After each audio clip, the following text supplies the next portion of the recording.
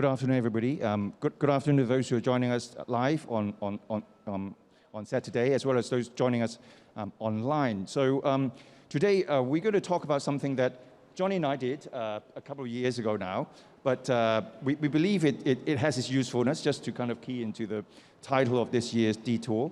And we think that it has a life potentially of its own. And today we will be joined by Brian and also Tony. I will introduce each of them a bit later on to give us a view, almost a critical review of what Johnny and I did a couple of years ago. So thank you very much for joining us. And what did we do 2 years ago? Well, I'll just show you the slide.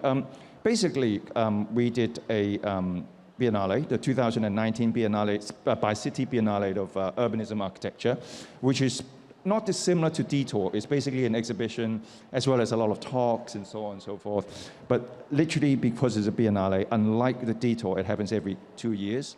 And unlike deTour, it lasts for a long time. The exhibition lasts for 3 months. And so it's similar, but it's focusing on urbanism and architecture. So that opened its door in December 2019. And so what we did was actually, that was the opening night on December the 19th, 2019, I believe, if my memory serves me right. But what we did was actually, there were 46 local exhibitors, 17 overseas exhibitors. It all happened in the Mills. So if you were there during that period, you would have seen a lot of exhibits. And there were a lot of talks like this one, which we call curatorial conversations. There were 12 of them. In fact, this one is the number 14. If you're not kind of wondering why this is called CC number 14, actually, we extended that. So we continue to have these conversations. So there was one big symposium. Funny thing was that there were originally more than one. But the COVID-19 kicked in, so we actually held one large symposium and a lot of other online events. There were a few tours, a few workshops, as well as some online workshops as well. So very broadly speaking, that's the sort of the number of things that we did. But what's more important, in exhibitions like these, one thing that we kept being reminded that we to talk about was, hey, what about sustainability? Particularly when we was talked about architecture and urbanism. So, I've always been nervous about talking about sustainability because there are a lot more better people to talk about it than me. And then not just here, but elsewhere. Not everybody's talking about it. So one thing that I committed to do was to do it, not just talk about it. And then we were very lucky that we had good sponsors and good organizers that allowed Johnny and I and resources to do a inward-looking thing, which was to create a carbon footprint study, to look at what all those exhibits, talks, and so on was like. So that's where the exercise started. Johnny and I, we did this thing called a carbon footprint study. So that was,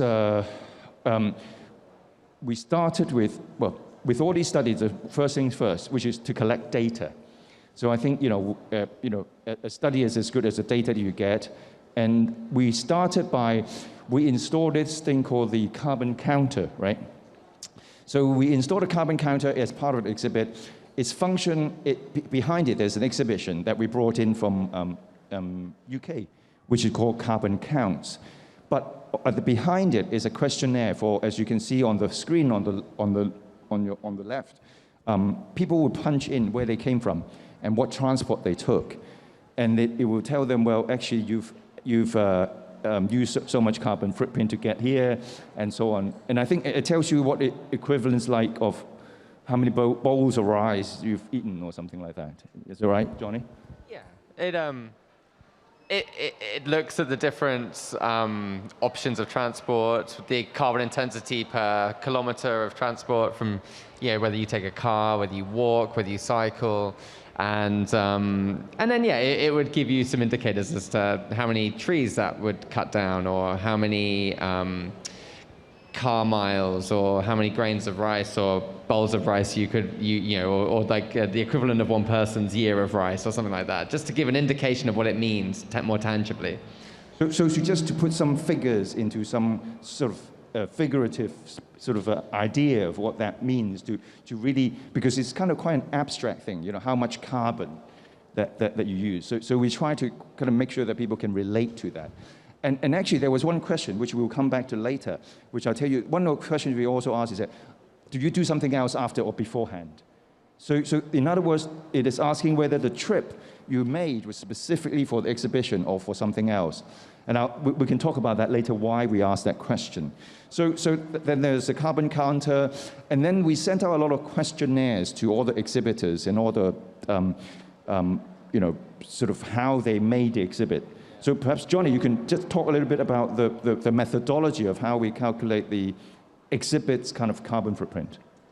Yeah, okay, so we were keen to try to capture as much of the carbon intensity of each exhibit as possible. So, you needed to draw a line as to where that starts. So the planning and the design of the exhibits, the transportation or the collection of the raw materials, the transportation of the exhibit itself, the production of the exhibit, what does it use any resources or energy during the exhibit itself, and then what's going to happen at the end.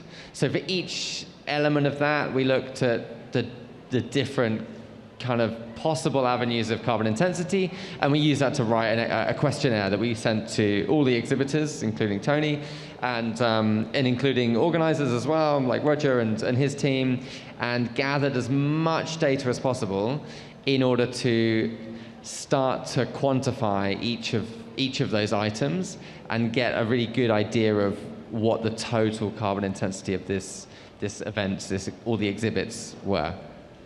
And I think we were very conscious that I think right at the beginning, I think the word benchmarking is important. We looked at if anybody has done anything similar to this before so that we can benchmark it. And I think we pretty much couldn't find anything equivalent, but we found bits of information. So we knew it wasn't perfect, but we did the best we could. And then I think, in many ways, we were expecting some challenges. We were expecting people to say, well, shouldn't you do it like this? Shouldn't you do it like that? But we accept that, because I think one thing what we found was that there wasn't anything comparable to what we're trying to do. So we were almost like reinventing the wheel, almost. But we accept the fact that we welcome the fact that there will be challenges for us to refine the process a little bit more.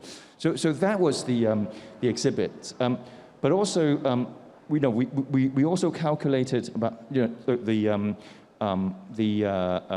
talks as well, right? Yeah. So for the events such as this type of event, we looked at a range of different emissions associated. So, the lighting that you would need to light the event, or the materials, so the seats, or the hardware, the equipment to do it, or and then also the visitors that come to see the event. Where do they come from? How far do they travel? What methods did they use to get here? And ourselves as well. How did we get here? And then you add it all up together and see what that total emissions were. And that's important. The important thing is how we get there. But what we actually found was the traveling footprint was actually one of the highest contributor to these exhibitions. Yeah, absolutely. I mean, which you would expect. And most events do tend to have their highest footprint associated with travel. It's also what you would want as well, because you want lots and lots of people coming to your event, so it makes sense. But it's also really important to note that those that came from abroad disproportionately outweigh the emissions compared to those that travel from within the local area. Hugely disproportionately. Yeah. I mean, I think we've got the results somewhere, but it's like 10 people traveled from abroad or something like that in our event, and they accounted for maybe 25% of all emissions associated with the whole event. So in many ways, we were saved by the bells because of COVID. Because one thing what we didn't have was a lot of, as I mentioned earlier, we had one symposium. So even at that early stage, because it was before COVID, there was the social movement. That was already restricted traveling a little bit. So even with that big symposium, we had already started with online talks and so on. And then when COVID really started, there was absolutely zero kind of overseas travel. So a lot of the things that happened online, and our, I mean, I can never say luckily or because of COVID, but because of that, for us, the footprint was relatively low at the end of that. And then it goes back to the point I was saying earlier. One of the questions in the carbon counter we pressed was if you went anywhere else afterwards, if you came before, was because... Yeah, I mean, well, we said, okay, well, if you came just for the event, then all of your carbon footprint associated with transport would be attributed to the Biennale. However, if you went to lunch afterwards, or you went to another exhibit, or you went shopping, or whatever, then you can split that carbon associated with your travel across multiple different things. So if you're in a location where you can do multiple different things, then the chances of your transport emissions being used multiple times is much higher. Right. So we did all of that, and so there's a methodology, and these are the sort of in the report. We sort of highlighted all the things that we did and so on, and we try to present it in a quite graphic figure. So not to overwhelm people with lots of numbers and so on and so forth. Yeah, this is just to show where it came from. And the big figures. Perhaps Johnny, you can actually talk about the big figure at the top. It's 82 tons or 83 tons of carbon, which it's not a huge amount. It might sound like a lot. I mean, it's, what is it, 125,000 books, 3,700 trees per year sequester that carbon. But yeah, I mean, if you put it into context, we just did a competition, Advancing Net Zero competition, and I think we are, so for a 94,000 square meter building, so a tower, a typical Hong Kong tower, the baseline annual carbon emissions would be around 8,000 tons per year. That's operational energy. And our building, which was around 1,900 tons per. So this is 82 tons. So 1,900 tons per year for a single building is substantially more. So just putting into context. But also it's interesting was at that point, we couldn't compare it with anything else. We couldn't compare it to say what was deTour like or what was... So the benchmarking was very hard for us in that sense. We don't know whether it's big or whether it's small, but we know it's small because there is not a lot of international travel in it. So we know that if this wasn't done during the COVID period, it would be a lot higher. But the key point being that we would like to have a kind of ecology where we could compare with each other. But the good thing is at least we established our own benchmark, because as I said, the Biennale happens every 2 years. So in the one in, 3 years now, because there's a gap because of COVID. So the one in 2020, we could do this exercise again and see where we are, right? So, Yeah, no, for sure. I mean, I think being able to compare like for like across years will be really, really valuable, and also enable us to start the process earlier this time, and I think we'll come to talk about this in a minute as well, but to then embed sustainability from the beginning and see what savings we can achieve.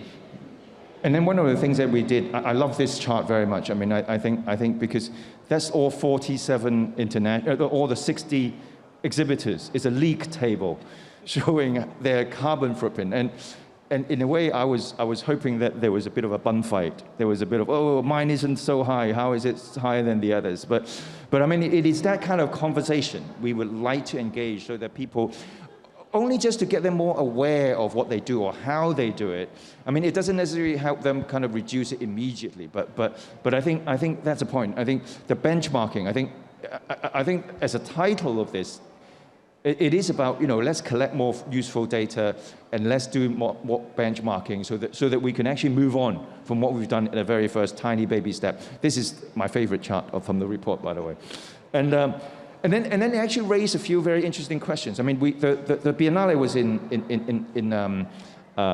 Tsuen Wan in the Mills. Now, right at the beginning, people say, well, it's so far away from Central, nobody will go there. But actually, if you look at it, Tsuen Wan is this is part of an exhibit that we did, a digital exhibit showing sort of mobility of Hong Kong, and it is a time-lapse sort of study, but it's a snapshot of it. Basically, what it's trying to look at is in fact, one is the geographic center of Hong Kong, right?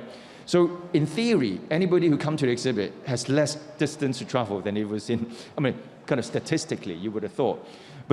So we even looked at, well, the location of the Biennale, what effects it does have. But then at the end, we come to a conclusion that, well, exactly as what Johnny was saying, if it was in Central, if it was here in BMQ, let's say, because people doing something here already, so their carbon footprint was shared. So therefore, in many ways, it kind of overthrows a theory about putting it in the middle of everything. And so it raises a lot of very interesting questions. As Johnny said, had we started this process earlier, right from the beginning of the Biennale, or even from a curatorial kind of statement point of view, it would affect a lot of these decisions right from the beginning, including, we talked about, in fact, one of the other questions that we asked the exhibits was, is the exhibit going to be displayed somewhere else, or had it been used elsewhere before? So in the same principle of you coming here and we share the footprint with the other exhibitions. So again, this is a photo of when we chose the exhibits right from the beginning. That had never crossed our mind.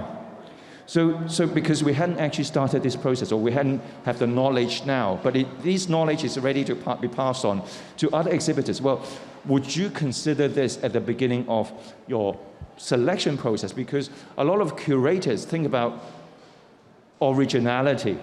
You want the idea to be original, you want the exhibit to be original. Now, if we were truly kind of think about sustainability in that respect, what does it look like? How does it influence your criteria? So these are very interesting kind of points that we raised, and I think, as I said, it's ready to pass on as kind of knowledge for other exhibits, and in return we'll get benchmark.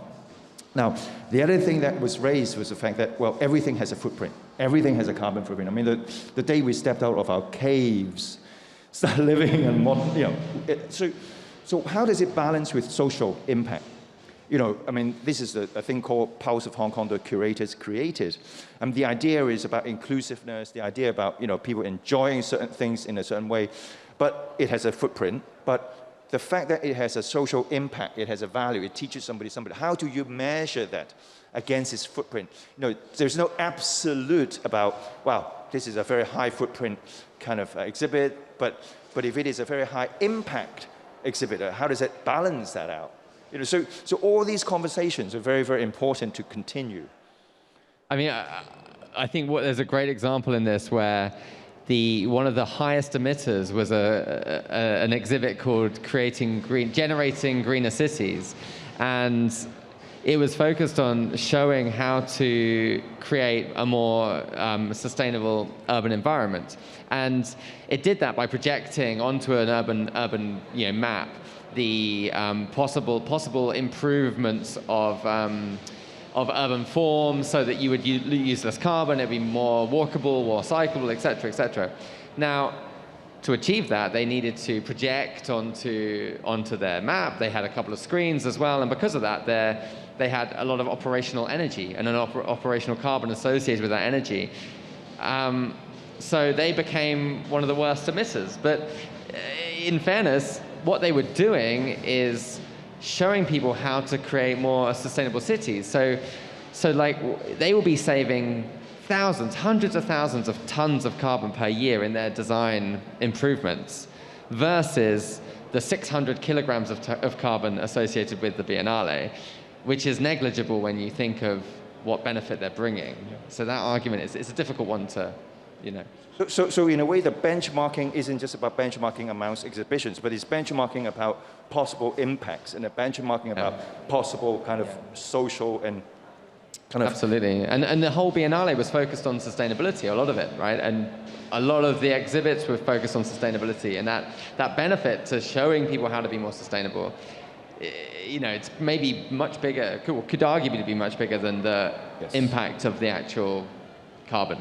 So then there's there's Tony's exhibit. I mean, I think that's exactly, the idea about, this also brings up another, I think Tony will tell us a little bit more about that exhibit later, but this particular even generates his own electricity and so on.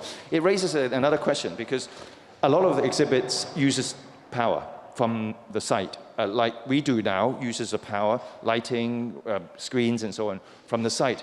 Now, there is a paradox here. If this place here is all generated by renewable energy, does it mean that we can do endless talks and endless exhibitions and so on and so forth? So in many ways, it is about a deeper connection, discussions about energy usage, wastage, and so on, other than just benchmarking, other than just a number itself. But I will leave Tony to tell you a little bit more about this exhibit a bit later on. And then finally, about waste. I mean, we were very lucky that we held the exhibition in a commercial environment where there were a lot of shops. And that a lot of these stands that you see that holds up the exhibits that we created were taken by the shops. They wanted to use them as display cases. They want to use them as stands and so on. So the wastage for us was actually reduced quite significantly because of that. So then then it goes back to what I talked about was, had we known about it earlier, maybe it would even affect the approach of choosing sites, or choosing how we design the display so that it would benefit the people even here, the shops around here, that they could use, or at least they can fit through their doors. I mean, there's no point if they couldn't even fit through the doors and so on. So I think it's much wider, much broader than just the numbers. And we were very lucky. I mean, although, I don't know. I mean, I think, the figures, 83,000 kilograms, I mean, it's very difficult to quantify, but we were very lucky that the sponsors actually earmarked a lot of resources for us to do carbon credits. So we've actually got enough resources to carbon credit 6 times more than what we spent. So how does that say? We're apart from carbon neutral, we're Carbon positive. We're even 6 times carbon positive. But that's not the point. The point is, hopefully, in the future, we don't even have to buy the credits. That it itself becomes carbon zero. Now, what we did was that we actually came up with a number of suggestions of, we even targeted, we came with a suggestion how we target 50% reduction overall in terms of the carbon footprint for the next Biennale. Whether we achieve it or not depends on a number of factors, but we had a lot of social media posts about the key factors which we talked about how we could improve our carbon footprint. Yeah. So here, I'd like to introduce Brian. Brian, we worked at New World Development previously on their sustainability drives and initiatives, and now Brian works in PwC, Pricewaterhouse, on slightly related, but not directly on sustainability. But I also know that Brian has recently curated an exhibition, and a view from outside. Brian, what do you think? I know that you've been studying the report. Yeah, I think my first impression is the report definitely sets a really great standard for other exhibitors out there. Like in Hong Kong, it's quite rare where we see exhibitors to do such an extensive exercise to calculate their carbon. I guess it's more common in UK, for instance. The Design Museum, for instance, actually did the first carbon audit a couple of months ago, right before COP26, and they did an exhibition about it to talk about the results of their carbon audits. And so it's good to see that we have that as well in Hong Kong, right? And as you mentioned just now, it's very much also about the benchmarking effect. And perhaps other exhibitors in the future could follow suit and do this themselves. And more importantly, from a sort of branding point of view, it definitely helps as well. Like, it's true that a lot of customers, consumers, visitors do care a lot more about sustainability more generally, and perhaps it could be a thing that attracts more visitors as well, and it tells a very unique story. And I mean, it's interesting because when we did this talk, almost shortly after the Biennale, it was a live show, and then one of our advisors, Peter Murray, from the UK, he organized a lot of exhibitions, including the London Architecture Festival. And the first thing he did, well, I'm not saying that we claim credit for the Design Museum one, but because he said, the first thing he did when he received the report to send it to all his staff. Because I think it's interesting because there's a bit, the mentality in UK, it was that this is sort of thing that they probably do quite a lot more than it does here. And do you think what's a cultural difference between that makes that happen? Yeah, I think in Hong Kong, it's very much about like fast consumerism. It's about efficiency, right? Perhaps some people may find that it's hard to justify why we have to put extra time or resources into doing something like this. But I think, as Johnny sort of mentioned prior to this discussion here, and that this report sort of shows that it's actually possible. Like it doesn't necessarily take a lot of extra time and a lot of extra resources, since a lot of the findings in the reports are based on assumptions from like data that you can source online, right? So that the actual resources are out there. It's just taking that extra step and whether we're willing to do it. And so I think this report sets a good standard, and perhaps like in Hong Kong, we do see a lot more people, a lot more businesses and individuals talk more about sustainability. And given that there are now new tools for them to do it, maybe we'll see this sort of shift in behavior. I mean, I know that you in your day job, you convince people to invest, part of what you do. So if you were to, what would you say to people to try and convince them to do this? You know, what would be the return for their investment? You mentioned that you need to commit resources and time in order to do that. So what do they get in return? Yeah, I think I'd say my answer, the twofold. So first of all, is from a sort of branding point of view. Like in like a recent global consumer survey that PwC did, shows that like a majority of the respondents do think that they're more willing to pay extra money, premium for products from a sustainable brand, and they're more willing to choose a brand that is committed to sustainability. So in order to do that, right, the key point is how do you demonstrate that commitment? And I think this sort of disclosure, this demonstrating that you're willing to take that extra step to do more, like definitely appeals to a lot more customers, visitors, and your stakeholders. And I think second of all it's very much about the entire exhibition experience, right? From a visitor's point of view, they come to your exhibition, they learn about something new, but also they learn about something that they themselves don't necessarily notice, like the interactive installation that you mentioned just now. I think that's a really good demonstration of how you're actually educating the public through this exercise. I think also that quantification as well, that by putting a number to it, you can say, okay, well, this is our impact. This is actually a quantified study of what we've done and how we're performing.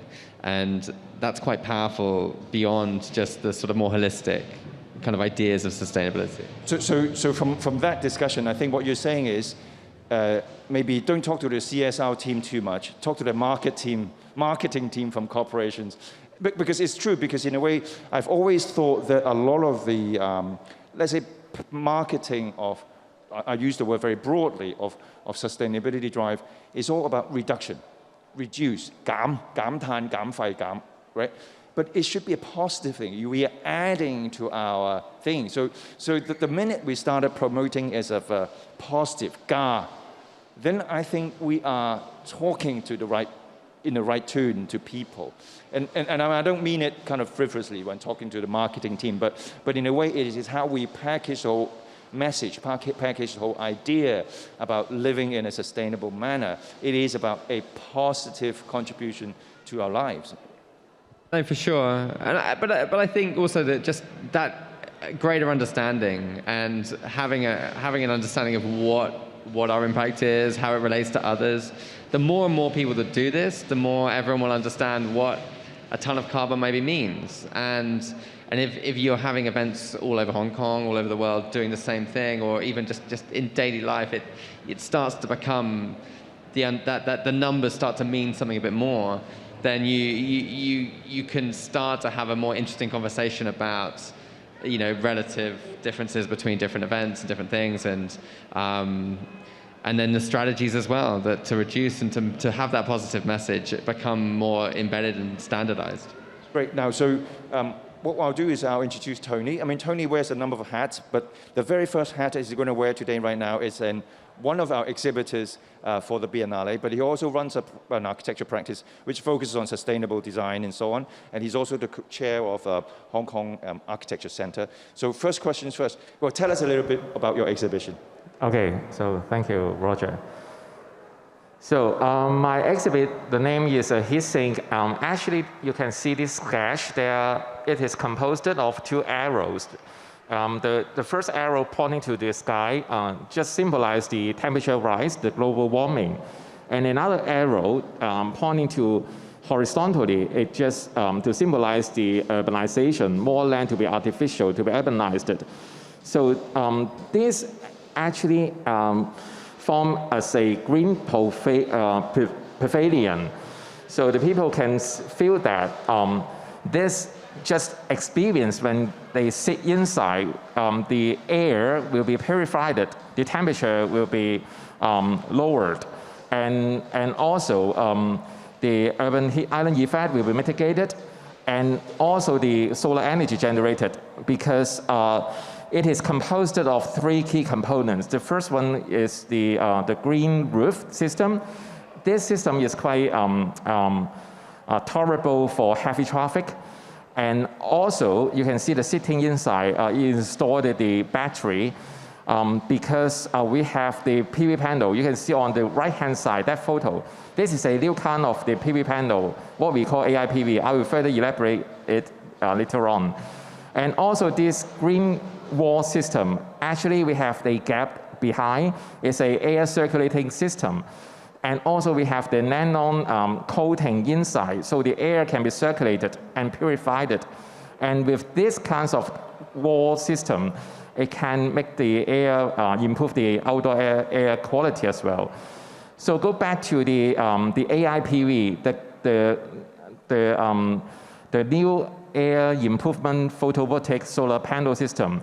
Actually, it is make use of the nylon technology. You can see the solar receiver is very, very slim.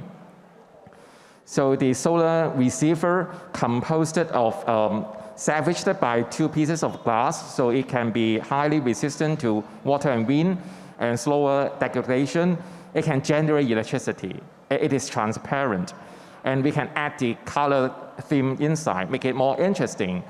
At the same time, it can have the air improvement performance because of the coating. And that coating can clean up the dirt, so it can make the panel more efficiency, and it can decompose the PM 2.5 and other air pollutants. Actually, this material is firstly adopted in Hong Kong, secondly adopted in Asia. The first one adopted in Beijing, the new Beijing International Airport. You know, in Beijing, the air pollutant is the key issue. So they make use of the new technology, generate electricity, renewable electricity at the same time to purify the air. And the material itself also has a quite low carbon footprint compared with the conventional solar panel, monocrystalline or polycrystalline. It releases the least greenhouse gas emission and the water footprint as well. So basically, it's a new product. I really think that for the UABB exhibition, it acts as a platform for us to have some pilot material or design so it can showcase and then we can make use of it. And for this panel, this pavilion, actually it can be easily assemble and disassemble. And I designed it is not just for this exhibition. Actually, this is it can be mobilized, decomposed, and set up again. It is a construction innovation expo, and the final destination is located at Zero Carbon Park. So, as I mentioned before, UAB is really a good platform for us to explore the new one. And because of that, UABB and another NGO approached me, the Hong Kong Playground Association. They really think that it's a really good design approach. So we modify it, make it as a furniture. And this located at the Lantau Mui Wall campsite. So it can generate electricity, it can be the seating, and we also apply another new material, the solar, the thermal insulating coating. So you can see it's a metallic, but it's not very hot. Because of the coating, it can lower the temperature around 5 degrees Celsius. So I think it can draw up some impact. It's not just the carbon footprint or the embodied carbon. And I have 3 more slides, which is my reflection for the exhibition. It goes back to, because it's not just an art exhibition, it's an architectural urbanism exhibition. So what happened in our construction industry? You know, we are Hong Kong strive for the carbon neutrality in 2050. And right now for the building industry related carbon, it occupied around two-thirds, 60%. So this is what the whole life carbon for the building. We consider the embodied carbon during the construction, the product, the material, and the construction stage, the energy consumed, and during the operation, so the operational carbon, and also if the building materials is to be repaired or the maintenance, so there are in used carbon and on end of life carbon. And the end part, whether it can create a circular economy, whether we can make use of the end of the lifespan of all the construction material will be the second part of the other material. So that becomes another concept I would like to share here, the cradle-to-cradle concept. I understand that current report, we consider the embodied carbon, the carbon consumption for the production and the operation, but the waste of the material, the emission, not really significantly represented. So here, this is the cradle-to-cradle. Actually, it's a certification scheme in the States. And here, there are 2 closed loop here. One is the biological circular closed loop. It means that whether we can use the material more biodegradable. So the material itself, after the end of life of the product, it can be decomposed to the earth, become the nutrient for the other plants. So it can be circular, it can be recycled. And the other part of the circular, the closed loop, is technological closed loop, which is much more important. Whether the material or the product can be easily disassembled, can be part of other product.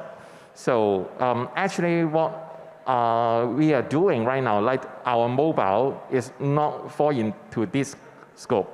Because when there is a new model, we have to throw away the whole mobile.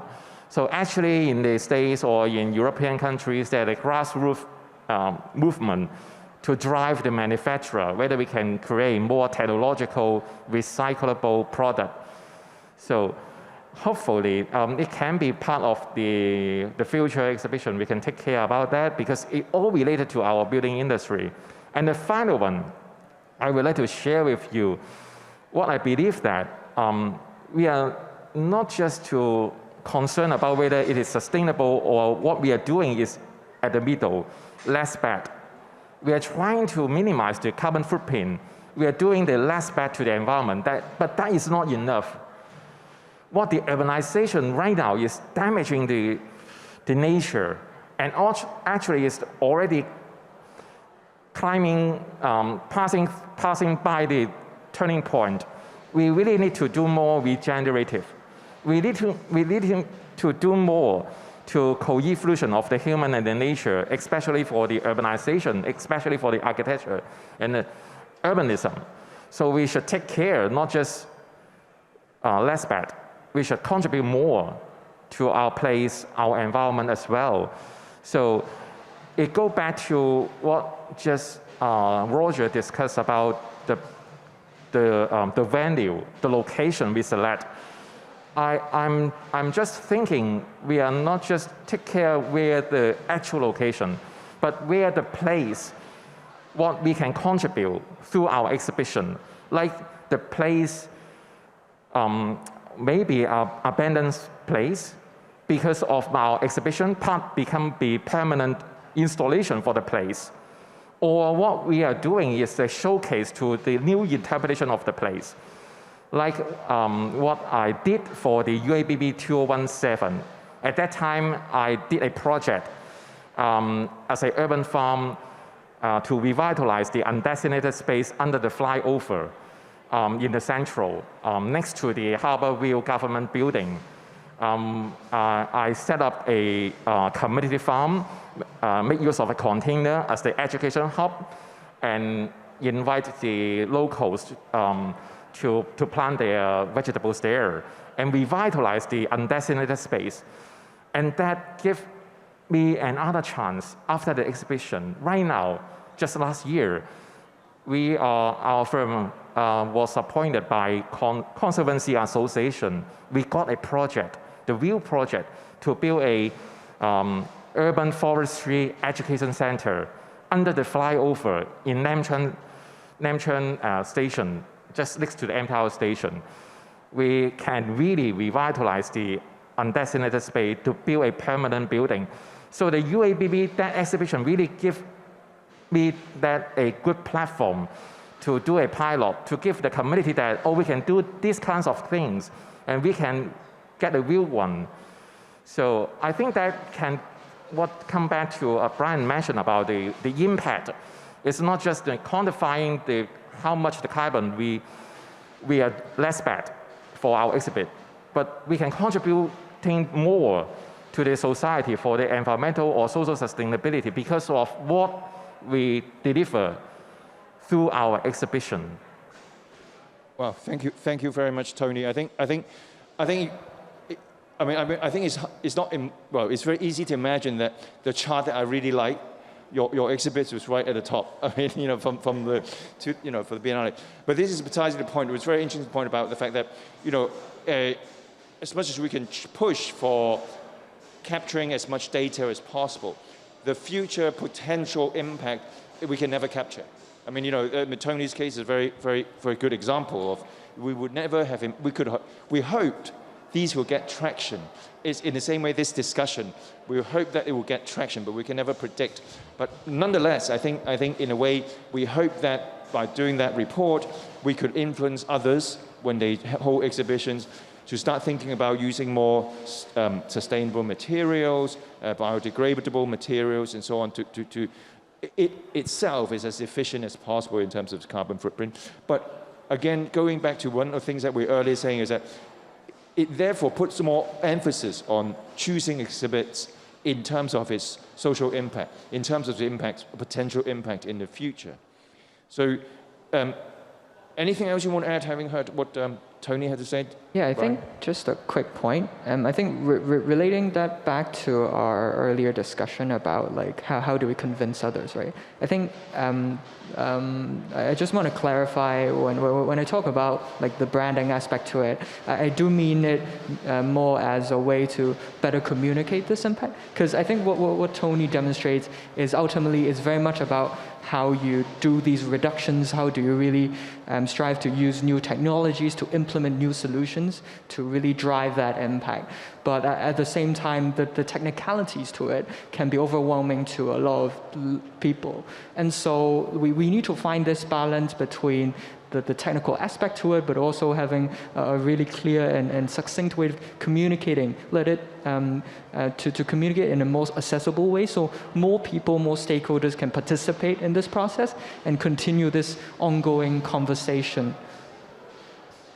Yeah, I mean, I think that was one of the interesting things was when we were doing the carbon counter thing. Yeah, you know, how to engage people to punch in the numbers.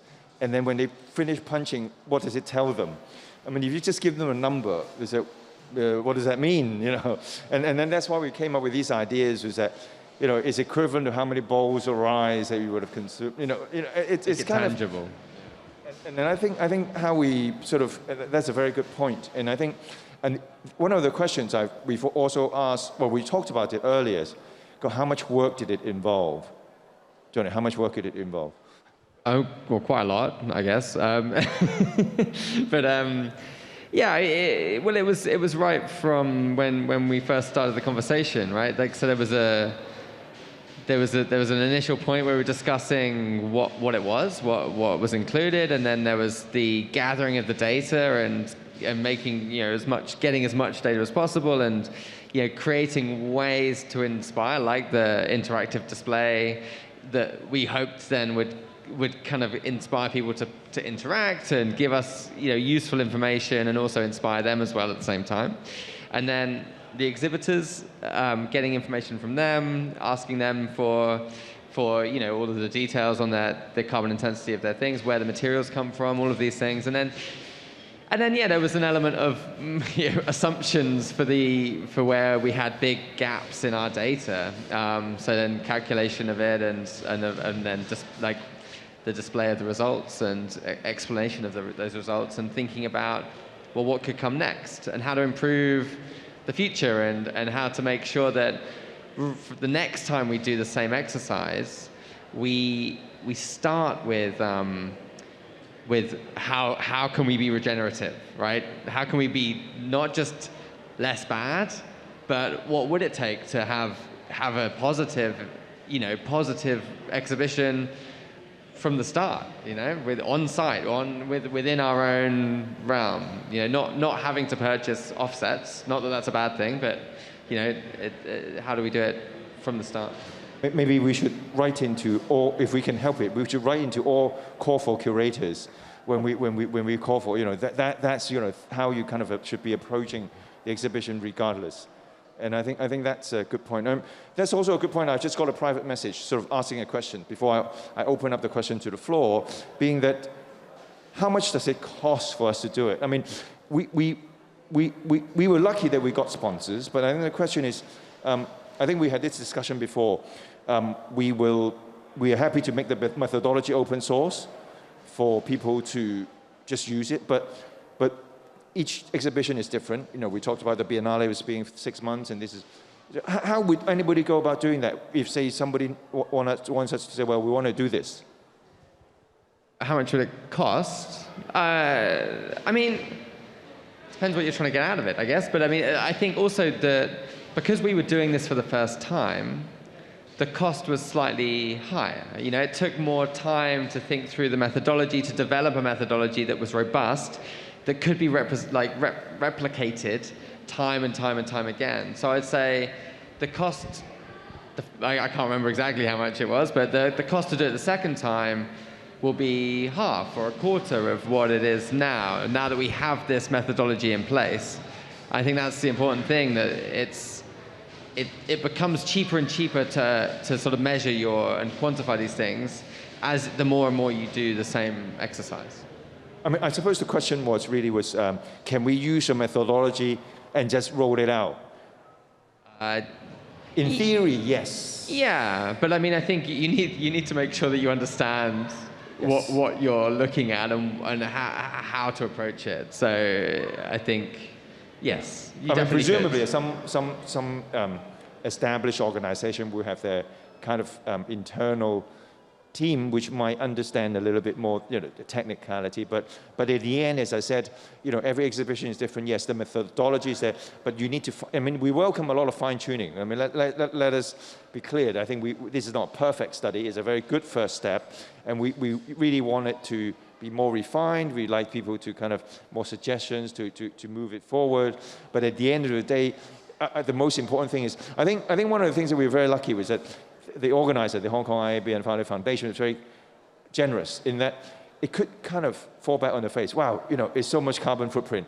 Let's not do it again. But it could have been like that, right? But they didn't. They just said, let us do it. And luckily, we managed to be carbon positive, and it was a good message. And then a lot of organizations, we want to do it kind of, at the first one, we want to do it behind closed door. That's great, so that we can share the information, and then maybe the next time they do the same exhibition, they can have a target. And then the message becomes much more positive. Wow, you've achieved 50% reduction in the second time around. So again, I mean, I hate to say it, it's going back to the marketing team kind of approach to things. I would say that probably one of the key things to do is to start with this goal in mind from the beginning. So I think one way to improve data collection and that overall study is to say every exhibitor that comes on board, not only do we ask them to give us this data so that they're looking at it when they design their exhibit, but also to have in mind that we want to be a regenerative exhibition, and that that every exhibitor should first and foremost be saying, okay, we want them to be like Tony's exhibit, or at least think about their footprint, so that when they're sourcing their materials, when they're looking at where they're doing their design and how they're transporting the materials and things like that, it's factored in, and then they give the data as well, so that just streamlines the whole process. I mean, part of the challenge was retrospectively getting information that hadn't been gathered from 60 different exhibitors, and so, but if they know up front that that's required, then that information is readily available immediately, and it just simplifies the whole process. Thank you. We've had a good discussion. Shall we open the questions to the floor to see if there are any more questions on the floor? Otherwise, anybody have any questions? There's a mic. Hi, can you hear me? Okay, great.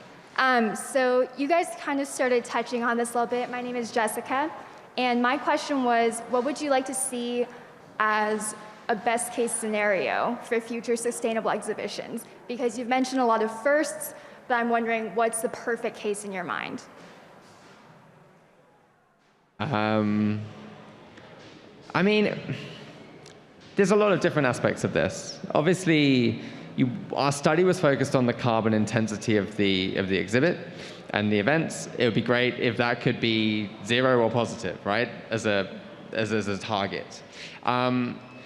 I think one of the things that the Biennale did really, really well, and that you'd want to see replicated, is the focus on sustainable education and sustainability education. So the fact that each of the exhibits, not every exhibit has to do this, but I mean having that embedded within it and explaining that is, I think, really important as well, because it broadens it out, and like you say, it's impossible to calculate the impact, but could be really great. So, and I think also, as Tony alluded to a little bit, it's the waste part of the carbon intensity is not huge. It doesn't take a lot of carbon to transport an exhibit to a landfill where it sits and doesn't emit any carbon. So really the reduction in carbon associated with waste is through the reuse of those exhibits, and through the reuse, so whether it was taken from somewhere else first or whether it's going to be reused somewhere else afterwards. So I think having a strategy for how exhibits can not just be made for one event, but for multiple events, and that they can be shared and they can be moved around, I think that's really key. And actually, in addition to that, creating like a digital twin or something like that of your exhibit can then enable anyone around the world to visit, walk around, and then the kind of carbon intensity per view becomes very, very low indeed. It's a very good question, because I think about it a lot. But before I tell you my answer, what do you think? The most ideal, sustainable. I think I'm dreaming of it. If that exhibition, for each exhibitor, at the very beginning, it can collaborate with the NGO, the community, or the organization, so their exhibit become part of the permanent installation of their place, like part of the installation in their school, at their community hall, or at the park. So that exhibit itself is not just serving for that 4 months. It will be serving for more. So that will be much more sustainable.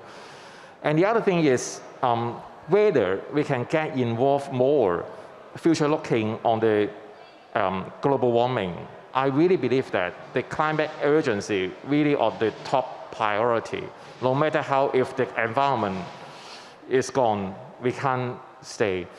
So in future, I really believe that, hope that the climate urgency become part of the UABB the call for exhibitor or the one of the key visions. So it can generate much more ideas on that. So I think that two directions I'm really looking for. It will be more sustainable.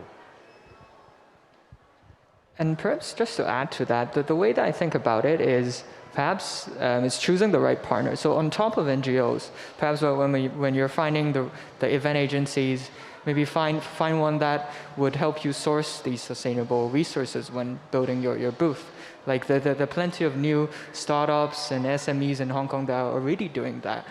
Some would use perhaps upcycled wood waste from Hong Kong locally. So like working with these local partners would definitely be a key step in actualizing what Johnny and Tony has mentioned. I mean, I think there are different levels to this. I think one of the things I've already seen a lot of improvement is that if we were to do this exercise again, one of the things that was very difficult was when we sent out the questionnaires to the exhibitors, we get answers, very different answers, they don't know what we were asking for. So in a way, if we do it again, I think people are a lot more aware of these issues. We get more consistent answers. So they're a good thing. So the ideal is that people have to, in the future exhibitions, people even have to think about it. They just do it. Every time they do it, it's like second nature. That would be ideal from one point of view. And Tony talked about the curatorial statement, the curatorial direction is another. But thirdly, from a hardware point of view, can you imagine if this place is the only place in Central that has renewable energy for everything, that uses renewable energy? It actually has a very good marketplace for exhibitions to be held here. Well, you can hold it here as opposed to the others, and therefore it is a good position to have exhibitions here. So it encourages ecology. I'm not just talking about the exhibit itself, but I'm talking about Hong Kong, before COVID, there were just so many people. But the ecology involves traveling. Maybe there is a way that you work with the travel company, the carriers, that you could actually have a much more kind of sustainable approach to that. It talks about maybe even the accommodation. People come in and stay. So in many ways, I think that the exhibition is only a small part of it. And if you could think of it, or maybe it is a brand, maybe it's a brand Hong Kong, come and have international conferences here for carbon free, I think that for me would be the holy grail, and then again, it goes back to my earlier point about it's very odd, but by then, does it mean that you can do everything for free? I mean, that means that we can waste even more energy. It's very paradoxical in many ways. Thank you for that question. Anybody else? Hi, I'm Sally. I'm just wondering, in terms of benchmarking and reporting criteria, you guys have always focused on carbon footprint, but have you tried to incorporate the Sustainable Development Goals by the United Nations? Maybe like when qualifying education impact, then it will fit into one of the 18 goals that is in the SDG, right? So the report may tell a better story of actually sustainable city, not only carbon footprint. That's a very good point. I mean, it is about that sort of intangible values, isn't it? Yeah, no, for sure. And I mean, I think actually when we presented this back last year, we had a discussion about social impact and other broader impacts, or that align obviously with the UN Sustainable Development Goals as well. Obviously this particular study was focused mostly on climate change and zero carbon. Didn't focus too much on that broader, but we did talk. We added quite a lot of commentary on sustainability education, things like community engagement and what it meant. So it wasn't necessarily quantified, but we were thinking about that broader environmental impact, social impact, economic impact, and it goes back to things like the venue location and whether it's better to have it located in Central where perhaps you get more people, but also there's value in having it in a building like the Mills, which has adaptive reuse. It's using a heritage building. It's a great like beacon of sustainability in itself. So yeah, like we did think about it, but didn't attempt to quantify more broadly in this occasion. But maybe in the future, you know. That's a very good point. Yeah, definitely. So it's about an hour. Good timing. About an hour now. So. Anything we want to sum up? A very last word, Tony. Any last word for us? Last word. I think I can share what my belief on the sustainable development or sustainable architecture. Why I believe that we are not creating or designing sustainable architecture. We are designing architecture for sustainable living.